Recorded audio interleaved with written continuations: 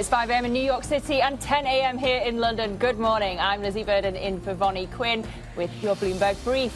Here's what you need to know. An American reset. An Oracle-led investor group will buy TikTok, advancing plans to separate the social media firm from its Chinese parent, ByteDance.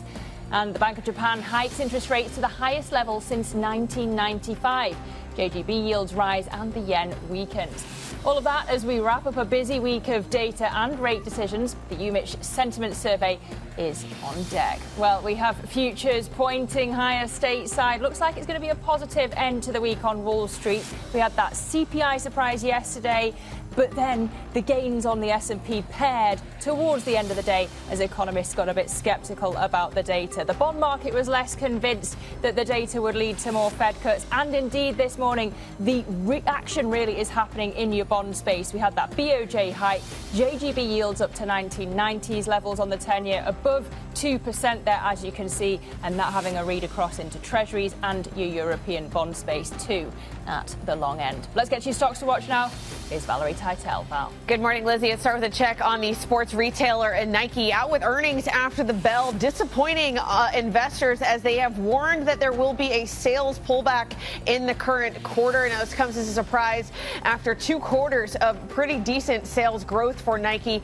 They also said that their Converse brand might suffer a 30% sales decline in the latest quarter. So we're seeing shares of Nike fall around 10%, and they are amidst a turnaround. The CEO said on the conference call with analysts that they are in the middle innings of that turnaround.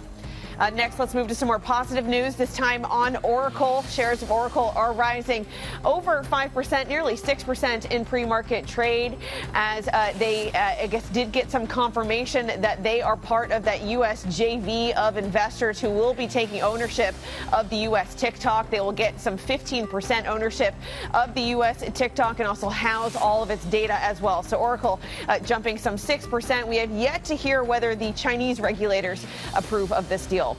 Lastly, let's check on some home builders. It has been a disappointing week for some of these home builder names, and we got a disappointing report from KB Home. Those shares were trading down in after hours around 3% and follows a weak report from also Lennar on the home building industry, still struggling amidst lower consumer confidence and demand. Lizzie? All right, Valerie, thank you so much. And Valerie Titel will be back with us later in the program. But coming up this hour, we'll also get an outlook on travel demand with IAG Chief Financial and Sustainability Officer Nicholas Cadbury. And later on, more on the bond market with Kelsey Barrow of JP Morgan. But first, the Bank of Japan raising its benchmark interest rate to the highest in 30 years. It is difficult to determine the neutral rate in advance, and it is necessary to consider it within a fairly wide range. On that basis, we believe it is appropriate to continue monitoring how changes in short-term interest rates affect the economy and prices, while exploring the level of the neutral rate and adjusting the degree of easing accordingly. Well, we have 10-year yields topping 2% and the yen weakening. Let's get analysis now with Bloomberg's Adam Linton. Adam, we were talking to a strategist earlier who said that Ueda in that press conference was giving us constructive ambiguity, were his words. Yeah. What did you make about the clues on the path ahead for when the next hike is coming?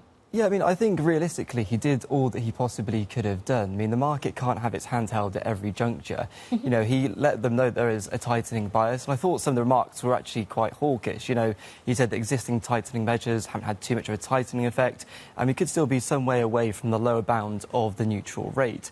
So I think from a central bank perspective, given the uncertainties that lie ahead, he did as much as he reasonably possibly could have done. I think the issue for the market is it wants such crystal clear guidance and wants more signalling about when these hikes are going to come that it just hasn't been able to, get the green light to be able to buy the yen up, and that's why we've seen dollar yen move above 157. So just walk us through that market reaction then. You've mentioned the yen, but it seems like this is spreading more globally. Yeah, so I think, the thing with the yen is I think there's 2 factors at play here. One, like I said, we're not getting enough guidance, or the market doesn't think it's getting enough guidance on when these hikes can come. And then we're also, got a bit of fiscal elements as well. The Takaichi government, that's very much looming large. Those fiscal policies, they're incredibly loose relative to what the market's hoping for. And no matter what the BOJ does in the short term, there isn't really too much the yen can do. And, I think this is also, there's a bit of like a broader market theme here where markets, in the price area of the cycle where markets really want to start beginning pricing hikes. I know we've already got a few from the BOJ, but if you take the ECB yesterday as an example, we saw the euro sell off during the press conference because the markets didn't really get any explicit guidance from President Lagarde about when those next hikes can come, which ultimately I think personally was a unrealistic assumption to have in the first place. But in terms of yen going forward, I think the path of least resistance is probably to keep selling the yen. I know verbal intervention looms large, but I don't think the market's going to buy that. There's obviously the risk of physical intervention, but I don't think we're quite there yet. But that will naturally, place a bit of a floor on some of the losses for the yen. I feel like constructive ambiguity is part of the job when you lead a central bank. Good to see you, Adam. That's Bloomberg's Adam Linton. Well, over in Europe, the EU has reached a historic agreement to aid Ukraine.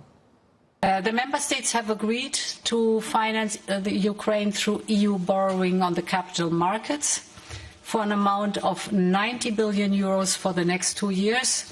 We will do this by way of enhanced cooperation that is backed by the EU budget headroom. On the ground for us in Brussels is Bloomberg's Oliver Crook. Ollie, we need to get your explanation of what this agreement means, because it's a complicated one. And where does it leave peace talks as well as that? Yeah, after 16 hours of negotiations here in this very building here in Brussels, after all those European leaders are sitting around the table to try to find a breakthrough, to find a way to fund Ukraine for the next 2 years with that 90 billion euro loan, they found a solution, and I think we can say an intensely European solution. It's a little bit complicated, but what's going to happen is that 90 billion euro loan is going to be delivered to Ukraine, backed by the European budget, as you heard Ursula von der Leyen saying just there, backed by European joint debt, and ultimately, they say, backed by those Russian assets. Now, what they mean by that is that this loan for 90 billion euros given to Ukraine will be done at 0% interest, and that ultimately the Ukrainians will only have to pay it back if the Russians pay reparations to Ukraine. If they fail to do so, then they will be using and monetizing those assets that are held here in Belgium. And this was, of course, the sort of sticking point for these conversations. Going into this meeting, we heard from a number of different leaders, including the Chancellor of Germany, Friedrich Merz, saying that basically there was no way of going forward with this without using the frozen assets, but they have found a way to do so. So what this sort of satisfies are the concerns that there were around Belgium. They also have a carve-out for Slovakia, the Czech Republic, and Hungary. They don't need to back that 90 billion euro loan. It's only the other European member states that need to. And, of course, that gets the money to Ukraine. What it also does is it allows the member states, everybody within the European Union, to say that they do not carry this risk on their own sort of member state balance sheet, which is not true, but it's a little bit more complicated to that. There is an effective deferral about what to do with these Russian assets in terms of making that decision. Some will call this a very elegant solution to the problem. Others will say it's a very elaborate kicking of the can down the road. All right, Ollie, thanks for the explanation. I mean, we've heard from Putin in the past few minutes saying that these attempts to seize Russian assets are robbery. He says Russia will protect its interests in the courts. Seizing Russian assets would hurt the global finance system, and promising legal actions in the case of seizing those Russian assets. Oliver Crook, we thank you so much for breaking that down for us. Well, let's turn to tech now, because TikTok says that it's signed agreements to create a new US joint venture, majority owned by American investors. An internal memo seen by Bloomberg from the CEO, Shu Chu, tells employees that the agreements have been made with Oracle, Silver Lake and MGX. That deal expected to close on January the 2nd, 2026. Bloomberg Tech Europe anchor Tom McKenzie joins us now for more. Tom, how is this likely to go down in China? Will it solve some of the issues around that US-China relationship? So I think it's a key question to watch is how China responds to this. You would assume that ByteDance wouldn't be going ahead if they hadn't been given at least tacit approval from Beijing, but we still need that official line from the central government in China, of course, to have the all clear on this, because they, of course, ultimately have the levers to pull if they want to derail this. To your point, it's also central in that relationship between the US and China. We know that President Trump is gearing up for that visit to China for the first time in this second term, of course, as president, potentially in April of next year. So they certainly, both sides want to get this cleared away before that visit, you would imagine. So it would be a hurdle that they would get across if this happens, and that would be beneficial to the broader relationship.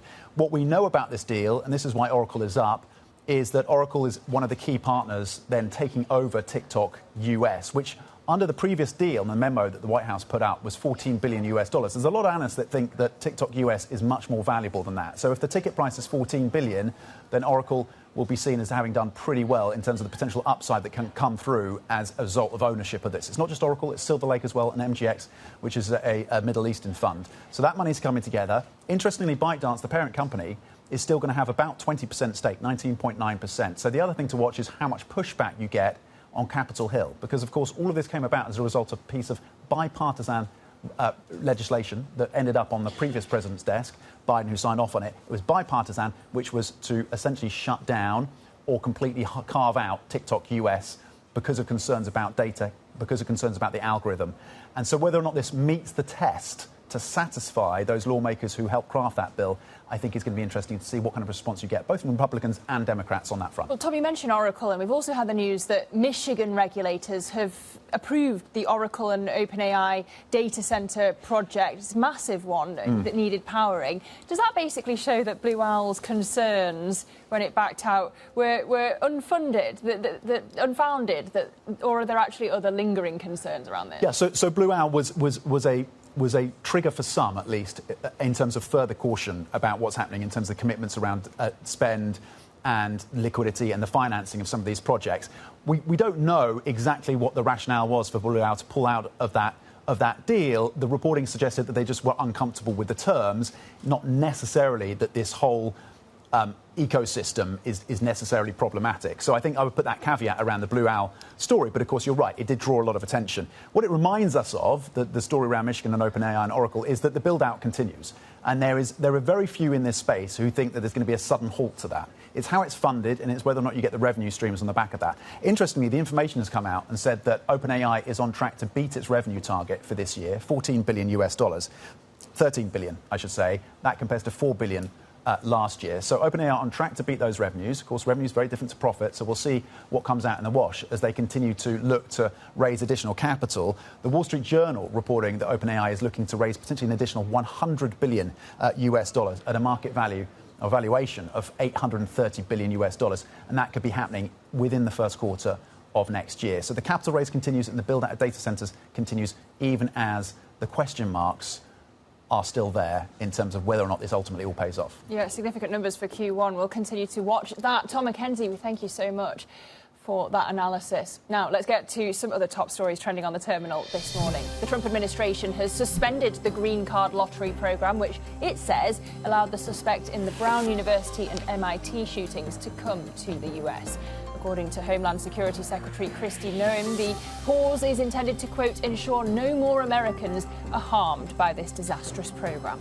Elsewhere, Toyota is building on its charm offensive to try to get President Trump to ease steep tariffs.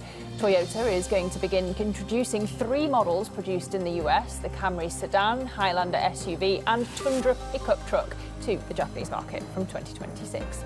And Goldman Sachs lags record gold and weak oil in their 2026 commodity picks.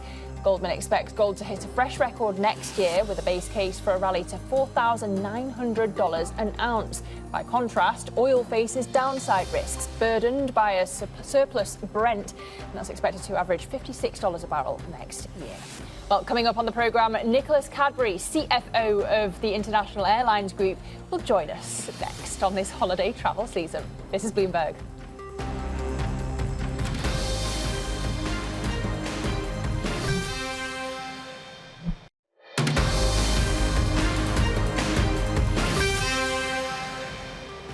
This is Bloomberg Brief. I'm Lizzie Verdon in London. Now, for the latest episode of CFO Briefing, just in time for the holiday travel season, it's Nicholas Cadbury, Chief Financial and Sustainability Officer at the International Airlines Group.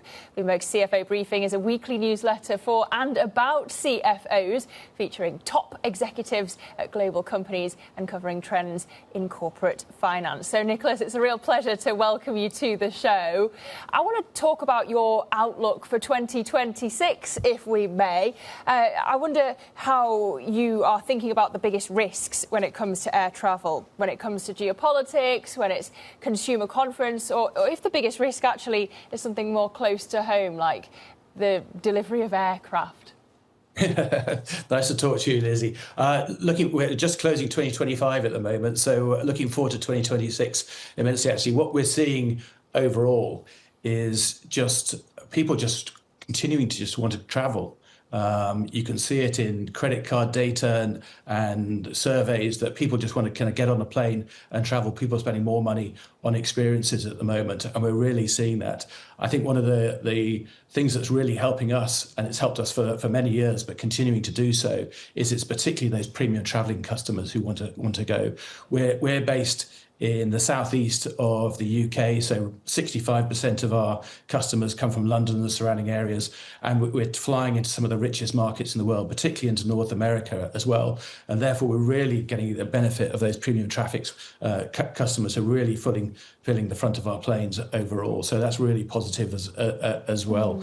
We're also seeing just in kind of we're very focused on both the North Atlantic but also the South Atlantic as well. And we're seeing that kind of growth across the South Atlantic as well. I don't know if you've had the chance to go to Miami lately, Lizzie, but it's a really booming city full of bustling restaurants, more five-star hotels, and there's been there for a long time. And about 15% of people who live in Madrid are South American based, and they're just kind of traveling between the South America more and more, and kind of not just for friends and families, but also for business as well. So we're seeing that there are risks kind of ahead of us, of course, as economic kind of risks and kind of fuel price risks at the moment. But I think that kind of continual growth that we're seeing overall for traffic is going to outweigh that overall. So we're feeling very positive. Alas, I haven't been to Miami for a number of years. I'll have to refresh that. I've been stuck in London, Nicholas, and I'm interested where you say that the concentration... Madrid, not Miami.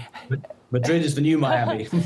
Okay, you heard it here first. Look, you have a concentration of customers here in the UK, in London and the southeast of England, as you say. Given that we are flirting with recession here in Britain, is that concentration actually a vulnerability for you? You're always kind of wary of kind of recessions overall. I think what we're seeing right now, though, is that just where we're based, just in terms of the kind of demographic of our customers and where we're based in London, it's actually kind of outweighing that at the moment. And because we're flying mainly into rich North America as well, we're just not feeling that at the moment. So we're seeing kind of really positive trends overall. People have just been, over the last 20 years, people have been traveling more and more, and we just don't see that stopping. People are spending, as I said, people are spending more on kind of, seeing friends and family and visiting, places for experiences, and that's just going to continue to happen. So you've not seen any change to that transatlantic travel because of the change of administration? I'm thinking about the rhetoric, the visas, and the trade tensions as well. We saw a little slowdown kind of around about April time overall, just when there was a bit of uncertainty with what was happening overall. But actually, the slowdown was actually mainly just from America, people flying into Europe, actually. But in the last few months, we've seen actually strong growth come back actually overall. So that's been kind of counterbalanced, and actually the kind of bookings from the UK, and again, particularly on that premium traffic, have been very strong as well. I think one of the kind of great strengths of the group, though, particularly, is that we're quite diversified. We're not just about flying across the North Atlantic. We're also about a strong business across Europe, and also strong with Iberia flying into South America as well. We also fly into the Middle East and also into the Far East as well. But actually, we're a very well diversified business, which means you can see weaknesses in some place, but actually you can see they're kind of countered by strength elsewhere in the business. So overall, we're feeling fairly positive about next year overall. Well, as CFO, I have to say I've been marvelling, Nicholas, at your margins, especially compared to your European and US peers. How is it that they're so much higher for IAG?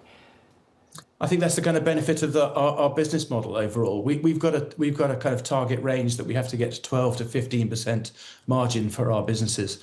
Just to put that in comparison, most of the American full service carriers make 8 to 9% margin, and most of our kind of peers in Europe make 7 to 8% margin. So we really are unique and stand out in our kind of financial strength and our margins as well. And the way that works overall is where the IAG, the holding company, is very, very focused on allocating capital to the best returning airlines. And what that generates is it means that each airline really has to transform itself to deliver the best margins possible to earn that capital overall. And that kind of generates internal competition and drives performance and gets us to those high margins. We're also based very, very clear in terms of where we are focused in our marketplaces in North America, South America, and across Europe as well. And they are very, very strong markets, particularly in London. You've got that kind of wealthy population. In Aer Lingus, in Dublin, we've got a huge kind of diaspora of Irish people in North East America, and then in Madrid, you've got that kind of strength from Iberia flying across into South America overall, and those things are really helping drive the margin. The real benefit of that, Lizzie, overall though, is it kind of really helps build our kind of financial strength, and our balance sheet is incredibly strong, which again is so important for the airline industry. We've got very low debt at the moment. We've got much less debt than we had going into COVID. We've only got about 1x net debt overall. We're investing very heavily in our business overall, investing £4.5 billion euros per year in the business, but we're also being able to really benefit our shareholders. Last year we gave about 1.6, or this year we gave about 1.6 billion euros back to our shareholders, and that's all just to the strength of those margins that we're able to deliver. Well, I do wonder whether you're keeping some money in your back pocket for deal making, Nicholas, because I know that you've got your eye on expanding into Portugal. I wonder whether that potential deal is more about Latin America or about shaping the next phase of European consolidation. Yeah, IAG is a great home for airlines. So, we've done that. We've bought Aer Lingus, we've merged with Iberia and British Airways, we've got Vueling, we're setting up Level. So we're a really good house for airlines. And we think TAP, the Portuguese airline, would be a great asset to kind of build into that house overall. We're very, very strong into Spanish South America, but less strong into Portuguese Brazil at the moment. And we'd love to set up Lisbon as a really strong hub within the IAG to grow that. The issue for us is the government are only at the moment planning to sell a minority stake in the airline, and that's an issue for us overall. We want to grow towards that 12 to 15% margin. They're currently making about 8% margin, so we'd really need to transform the business, and to do that we'd need a real clear path to ownership, full ownership or majority ownership, and that's at the moment that's not on the table. So we need to work very hard with the government to understand how we'd be able to transform the business to really get it to be operating properly, and therefore enable us to invest in the business overall. If we can't do that, it's going to be a very difficult deal to do. Okay, well, conversations continuing then with that government. Nicholas, a real pleasure to get to talk to you this morning. Nicholas Cadbury of IAG, we thank you. And do check out the CFO Briefing newsletter by subscribing on your terminal or on Bloomberg.com/CFO Briefing. You can see the QR code there. Time now for your front page news. First up on the New York Times, we have the suspect in the Brown University shooting found dead in New Hampshire. The man, a 48-year-old former Brown student, was found with a self-inflicted gunshot wound in a storage unit.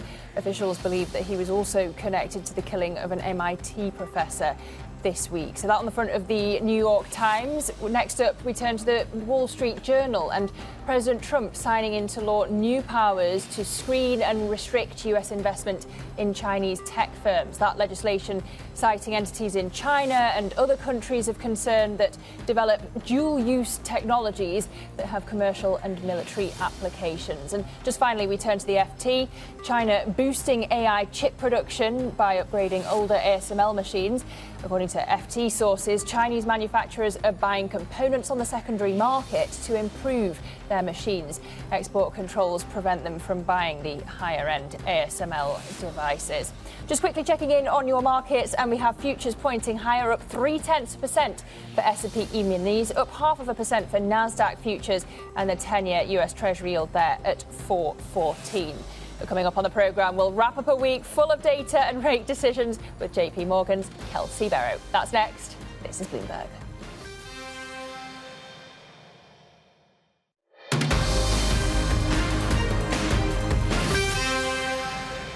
It's 5:30 a.m. in New York City, 10:30 a.m. here in London. Good morning. Happy Friday. I'm Lizzie Burden in for Vonnie Quinn with your Bloomberg Brief.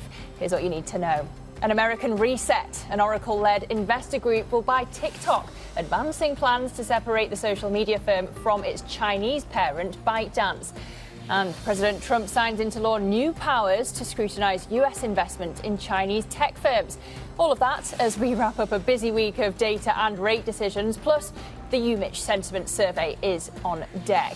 Checking in on these markets, and it looks like we're going to have a positive end to the week on Wall Street. US futures pointing higher after you had those gains on the S&P after the CPI surprise yesterday, before they were paired towards the end of the day as economists got sceptical about the data. The bond market, meanwhile, was less convinced that the data would lead to more Fed cuts. But indeed, the bond market is where the action really is happening this morning. We had that BOJ hike, JGB yields up to 1990s levels. You can see it there on the 10-year, up above 2%, and that seemingly having a read across into treasuries and your European bond space at the long end, though perhaps not to quite the same extent. Let's look under the hood, though. We've got some stocks to watch. Valerie Teitel is back with those. Good morning, Lizzie. Let's start with a check in the retail space. Nike shares not doing very well in the pre-market, down over 10%. And this comes after they warn of a sales decline in the current quarter, pointing fingers at some weakness they're seeing in China. And this comes also after the previous quarter saw some brands of theirs struggling. Converse sales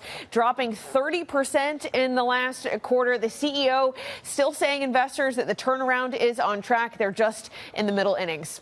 Let's move over to FedEx. Again, another disappointing report here. FedEx shares are down just shy of 1% in the pre-market trade. They're undergoing this network overhaul. They did hit some cost overruns in the previous quarter, having to do with the grounding of some of their planes. But again, this network overhaul, we are expecting it to eventually pare down its cost overruns. But FedEx shares and FedEx investors disappointed by the latest report. Lastly, let's end on a positive note here, Lizzie. Shares of Oracle rising over 5% in the pre-market trade, as TikTok has confirmed they will be part of that U.S. JV to take over the TikTok U.S. ops. They will run around 15% of the U.S. TikTok operations. Now, note that this deal has yet to be approved by Chinese regulators, but they do expect this deal to close in late January. All right, we'll dive back into that tech story later in the hour with Tom McKenzie. But for now, Valerie, thank you so much.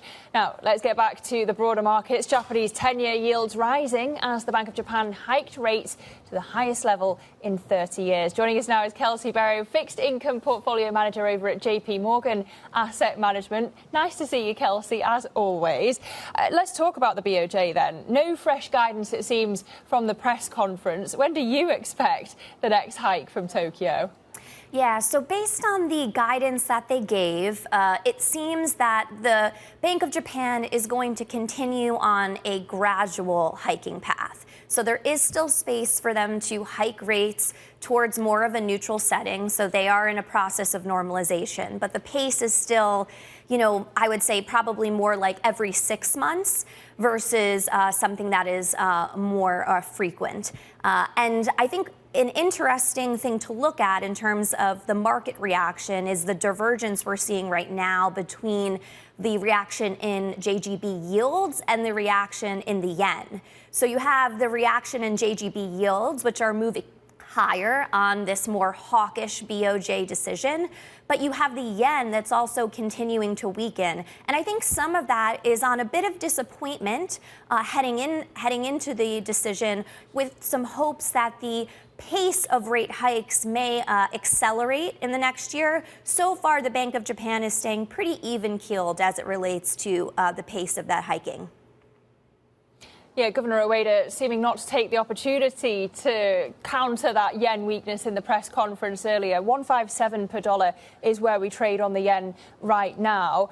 I just want to turn to the US as well, Kelsey, because we had a raft of pretty noisy data from the US this week. Yesterday, that CPI drop, a sudden CPI drop, and I've seen different strategists describing it as a Swiss cheese report because it was full of holes, and advice to take it with an entire salt shaker. I wonder if you were that sceptical and really if it's changed your outlook to Fed cuts next year.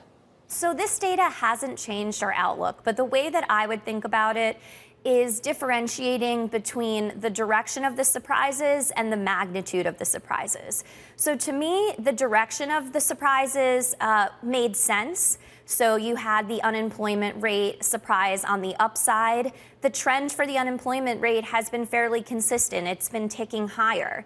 Now you have the trend, the surprise on the inflation side, inflation surprise to the downside. Again, that makes sense to us. We are seeing a lot of leading indicators on the service inflation side that continue to suggest that outside of the tariff story, we should start to see further normalization in inflation towards 2%.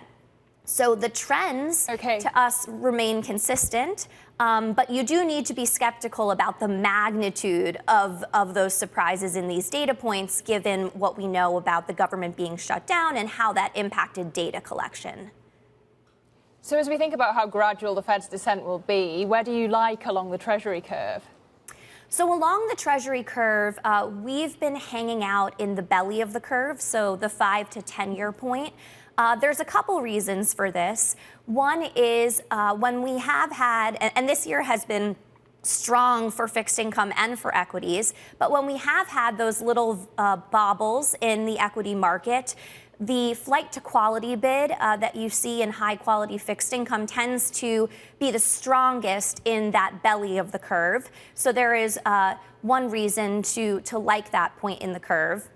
And we also think that in terms of our range for the 10-year Treasury, we've had a fairly consistent range of 3.75 to 4.25. We continue to expect us to maintain that range next year, which means, that's not a huge move in the Treasury market relative to where we are now.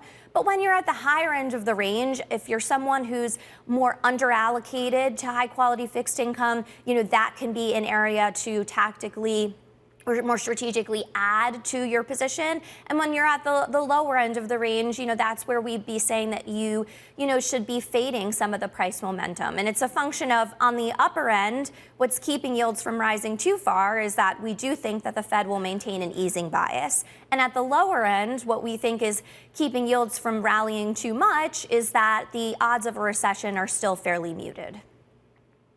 I also want to turn to Europe because we've had a flurry of ECB officials this morning, Kelsey, coming out after that decision to hold rates yesterday. They're trying to keep the door open to either a cut or a hike next. Are you convinced that Frankfurt's done with cuts?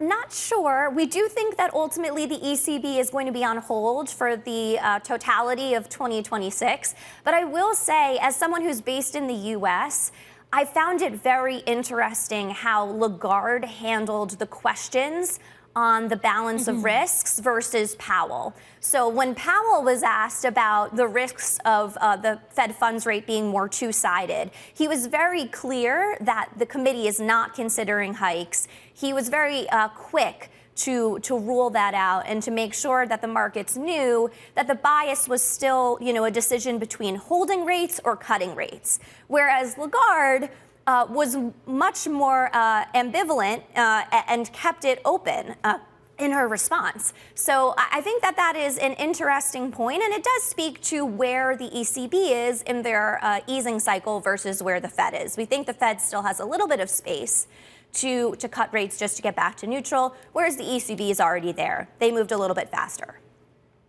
Yeah, we were discussing the constructive ambiguity, in quote marks, earlier in the programme from the ECB and the BOJ, and it's interesting to make that comparison to the Federal Reserve. I also want to ask you about something we were discussing with Oliver Crook earlier in the programme, and that is this EU decision to agree this €90 billion loan to Ukraine. Does that change your outlook for European bonds at all? Well, one of the things that we're very focused on as it relates to the European bond market is the fact that the direction of travel on the fiscal side is clearly towards more expansion. And I think the question is, does that expansion ultimately lead to more inflation or not? I think for now, we think that the inflation story is a little bit further out. They're still in a generally okay place. But that being said, it's why Lagarde was more even-handed in her view of the direction of policy rates from here, because I do think that they expect a decent growth backdrop next year. And we see the European governments preparing to spend more, whether it be to support Ukraine or whether it be to support their own initiatives in defense or other areas of infrastructure. Okay, Kelsey, always a pleasure to talk to you. Kelsey Berry there of JP Morgan Asset Management. Thank you so much. Now to some other top stories trending on the terminal this morning. The Bank of Japan, as we've been saying, raised its benchmark interest rate to the highest in 30 years and said that more increases are in the pipeline if conditions allow. In a unanimous decision, the policy board increased the rate by a quarter percentage point to 0.75%. Governor Kazuo Ueda said that the central bank intends to keep raising borrowing costs if its economic outlook is realised. Elsewhere, the EU has agreed to loan Ukraine 90 billion euros, or about $106 billion, for the next 2 years. This in order to strengthen Kyiv's hand and keep the war-torn country afloat. The EU will fund the loan through joint debt raised on the capital markets and will be backed by the bloc's budget. And Goldman Sachs flags record gold and weak oil in its 2026 commodity picks. Goldman expects gold to hit a fresh record next year with a base case for a rally to $4,900 an ounce. Meantime, Goldman analysts say that oil faces downside risks burdened by a surplus. Brent is expected to average $56 a barrel, WTI at 52. Well, coming up, suspending the green card lottery, the Trump administration halting the program, saying that it was used by the suspect in the tragedies at Brown and MIT. We'll get you more details on that next. This is Bloomberg.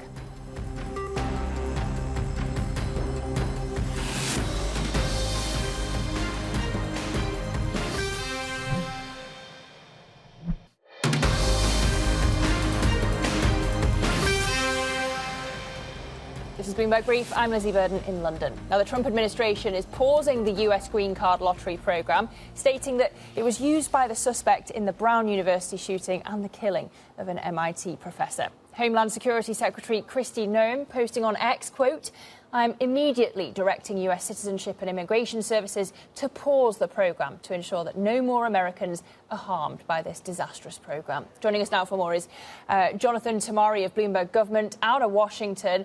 Jonathan, just talk us through what more we know about this suspension and really any potential economic blowback. Yeah, we don't know a lot, as is often the case. This is a major policy announcement announced on X with just a few little details. So we'll see how much more of that unfolds over the coming days. But we know that this is a program that allows in roughly 50,000 people annually. And we know that obviously this is part of a much broader crackdown on immigration that the president and the administration has undertaken, including after an Afghan national shot 2 National Guardsmen here in Washington. And so it's part of just increasing restrictions on immigration. And I think we'll have to wait for further details from the administration that go beyond this quick announcement on social media. OK, and meanwhile, the president's delivered a raft of pre-Christmas sweeteners in really just 24 hours or even less. What do they tell us about his political priorities? Well, it tells us that the president or the people around the president think that he really needs to turn his attention back domestically. He's been really focused on peace deals overseas, working on the Gaza war and then Ukraine. He's been traveling. And there's been concern among a lot of the voters and among some fellow Republicans that, he was elected to deal with the economy, to deal with inflation, and that there's concern that voters believe his attention is focused elsewhere. We're heading into an election year. Just in a couple weeks here, we'll be turning the calendar. And Republicans in Congress are worried about their majorities. They want the president to be focused domestically. And this seems to be kind of a splashy way for him to make some big announcements and tell people, yeah, I'm focused on things here on the States, too. Well, let's say he goes ahead with closing the federal government on Christmas Eve and on December the 26th. What would that mean for Treasury sales? It's another big question. Again, one of these situations where the president makes an announcement and there's not a lot of detail. There's supposed to be a bond sale on the 24th. It includes $44 billion of 7-year notes. And, the administration has not said exactly what they're going to do. This New York Stock Exchange, NASDAQ, say they're going to keep their regular announced hours. But it's unclear exactly what the Treasury Department would do. And again, it's a case of the president making an announcement and the details will have to follow. And just finally, Jonathan, we're going to talk TikTok in just a moment, but the president's also signed into law new efforts to limit US investment in Chinese tech firms. How far does that legislation actually go?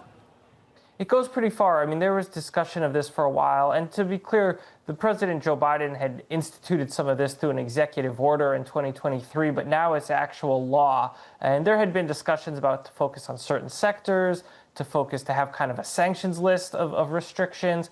And they've kind of adopted, Congress has kind of adopted all of those. So they really want to crack down on U.S. investment in China, and they're taking a pretty broad approach to this right now. All right, Jonathan Tamari of Bloomberg Government, great to see you. Happy Friday. Hope you have a good weekend. And I want to stay on that theme because TikTok has a new owner. A group of investors led by Oracle are going to buy TikTok, advancing a long-delayed plan to separate the social media firm from its Chinese parent company, ByteDance. Bloomberg Tech Europe anchor Tom McKenzie is back for more. Tom, we've talked about how this might go down in China. Yeah. We just heard there about the president signing into law these new efforts to limit US investment in Chinese tech firms. How much can the TikTok deal go to easing the tensions between Washington and Beijing? Well, it certainly has. To your point, it has been an impediment towards improving relationships. It's been a stone in the shoe for both sides. And now it seems we are materially getting closer to at least resolving this issue of tension between Beijing and Washington. We're looking at towards the end of January for this deal to close on current reporting. And this would, to your point again, involve Oracle, involve Silver Lake and MGX taking a almost 50% stake, along with some others, US investors in TikTok US, which at times has been the most downloaded app on the App Store, on the Apple App Store, just to give size and scope. The value of the deal had been flagged around $14 billion US. We'll wait to see if that is confirmed.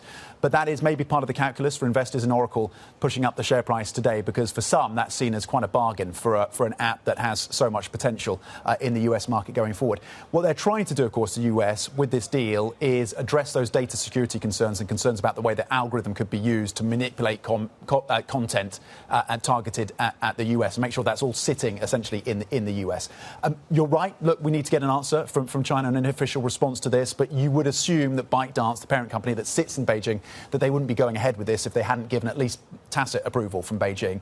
The other element to this is to what extent lawmakers in the US respond to this as well, because it's been something that was a bipartisan bill pushed by and signed off and advocated for by Democrats and Republicans. So whether or not they're comfortable with the structure remains a question, because ByteDance will still have a 19.9% stake in this entity. Whether that is enough to address those concerns, I think, is a key question. You mentioned Oracle. We've also had the news that Michigan regulators have approved Oracle and OpenAI to power these massive data centers in that state. Does that kind of show that Blue Owl's concerns were maybe a bit unfounded, or are there still lingering concerns about this? Yeah, so Blue Owl was one of the parties looking to invest in a particular data centre. They had concerns and they decided to rethink that. And the reporting suggests that there was the terms of the deal that was a concern rather than necessarily the broader picture around what's happening in terms of the financing of these data centre projects. But for many, that was seen as a uh-oh moment. And there is going to be greater scrutiny on the terms of these deals, on the leases that companies like Oracle commit to. They've committed to almost $250 billion of leases. That far outstrips any of their competitors, any of the other hyperscalers. That is a massive commitment from Oracle. And for many, Oracle is going to be the canary in the coal mine. For many, Oracle is the proxy through which you play the OpenAI story until that company lists, of course. And there's a big question about how much OpenAI can continue to have that competitive lead as Gemini 3 and others come through. They have done this data center then in Michigan, 1.4 gigawatts of energy. That is enough, or the equivalent energy that would come from a nuclear power plant. And OpenAI longer term want to be building 8 gigawatts in the US longer term over a three-year period. This is a $14 billion project, contentious locally, and you expect these data center build-outs will continue to be ever more contentious among local populations and local businesses, given the constraints on the energy grid. Well, yeah, speaking of whopping great numbers, the Wall Street Journal reporting that OpenAI aims to raise as much as $100 billion in an $830 billion valuation. How significant is that in a world when we're talking massive numbers all around? Yeah, and it ties up some of the reporting that our own team have been doing. For example, Amazon in talks with OpenAI. That was as Bloomberg reporting, around $10 billion US. So Wall Street Journal looking at $100 billion is what they're saying. Ultimately, this investment round is going to come through potentially in the first quarter of 2026 with a valuation of north of $800 billion US for OpenAI, which for the context would make it probably the second most valuable startup on the planet after SpaceX. So it's a reminder that Sam Altman and the team continue to fundraise aggressively at a time when, according to reports from The Information, they are set to beat their revenue targets for 2025, which could go some way to alleviating some of the concerns there about just the prospects for OpenAI. $14 billion US is the revenue that they expect to get for this year versus $4 billion last year. $13 billion this year versus $4 billion last year. So that is progress on OpenAI's front as they continue this fundraising round, potentially, as you say, $100 billion US. OK, Tom McKenzie, our Bloomberg Tech Europe anchor, who, of course, has spoken to Sam Altman not so long ago. Well, coming up, we're going to get you set up for your trading day, so do stay with us. This is Bloomberg.